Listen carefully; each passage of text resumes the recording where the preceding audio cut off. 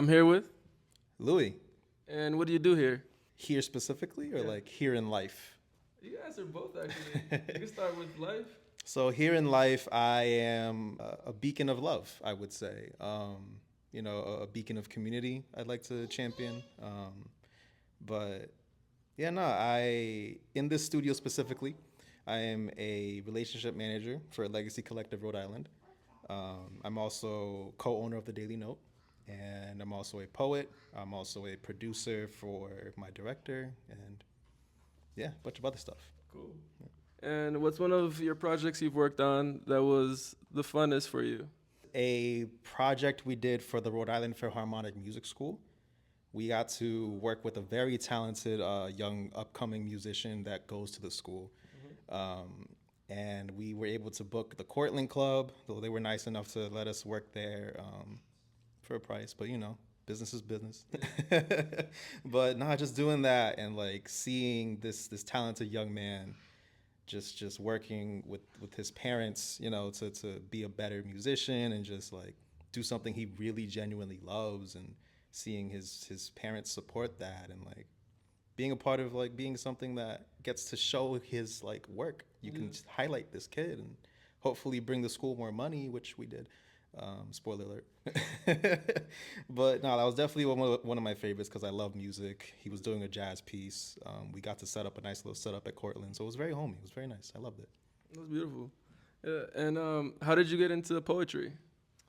Poetry came in very, very early. When I would say early high school, late middle school, it was like I was becoming more aware that I could write pretty well, and I really wanted to express myself. So I started just creatively writing, and it turned into poems and raps, mostly poems, but then for a while it was mostly raps, but now it's mostly poems. That's fire. Yeah. And what's something you did today to have a good day?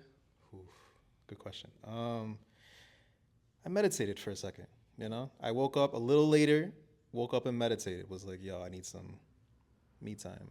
And I sat under the sun like a cat and was just like, yeah, let me soak in the good energy for today. And so far, so good.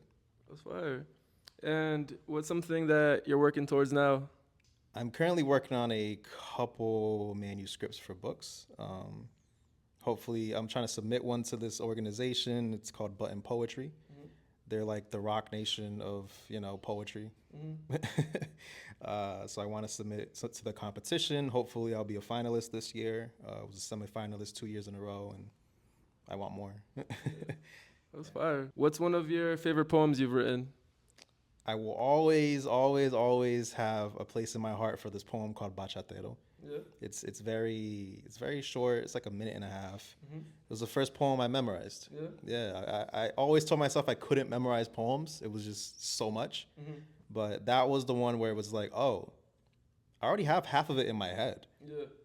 I performed it enough. I think I can memorize this poem. And then from there, I started actually memorizing more poems. But that's the one right there. And what's a goal you're working towards now?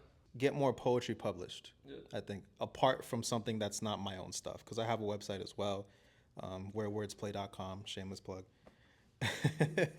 But I appreciate when my poems and my words can find a home in somebody else's publication, because they actually sat there and it connected with them to the point they want to share it with other people. Yeah. So that's always heartwarming. That's fire. And if you could say something to yourself when you were a kid, what would you say? I would say to myself as a kid, being how you are is cool. You will attract the people you need to, being how you are, but also be open to expressing yourself more. Like, it's okay to talk to people. It's okay to tell them what you're into, ask what they're into. You can only help them the better you know them. If you don't know them, you can't help them at all. Yeah. So, yeah, I would say open up a little more, bro. That's fire. And last question for you. How would a kid who wants to come here and work with you, how would they come here? So to become a part of Legacy Collective Rhode Island specifically, you can go to legacycollectiveri.com, and applications are always open. Usually it'll be me seeing that first application, and then we go from there, Yeah. Well, I appreciate your time. No, thank you for having me. Yeah, of course. Appreciate it. Yeah. All right, guys, stay inspired. Have a blessed day.